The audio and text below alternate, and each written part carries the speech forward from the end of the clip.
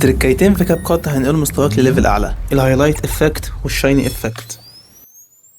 هنجيب الفيديو اللي احنا حابين نطبق عليه الافكت، واول افكت هنعمله هو الهايلايت افكت. هندوس على الطبقه ونعمل لها نسخ وننزل الطبقه دي اوفرلاي، نشدها كده، نضغط عليها ونفتح ازاله الخلفيه او ريموف بي جي او ازاله مخصصه، ونسلكت الاوبجكت او العنصر او ايا كان، نسيبه يحمل على مهله. هنفتح الضبط، نجيب رسوم بيانيه، نخلي الكيرف على الاخر بالشكل ده، نجيب اي افكت جلو، نمد على طول الفيديو ونخلي العنصر على التراكب، نجيب وسط، نحط كي فريم، نخليه على 0، نطلع قدام شويه، نخليه على 100، قدام كمان 0، قدام كمان شويه 100، قدام كمان 0. كده الافكت هيكون معانا بالشكل ده. لو حبينا نغير لون الافكت هنجيب افكت اسمه نيجاتيف داخل اطار، هنخلي العنصر التراكب، بعدين هنفتح الضبط، نخلي الحجم 0، الفلتر 100، السرعه 0، الرأسي 0، الافقي 0، هيبقى معانا بالشكل ده. لو حبينا نغير اللون هنغير اللون من هنا.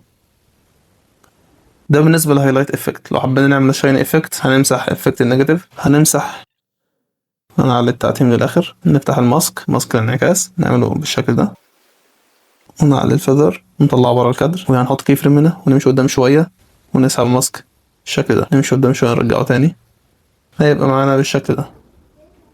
بس كده. ولو حابين فيديوهات من نفس النوع ده ما تنساش تعمل فولو لايك، واستنى جديد.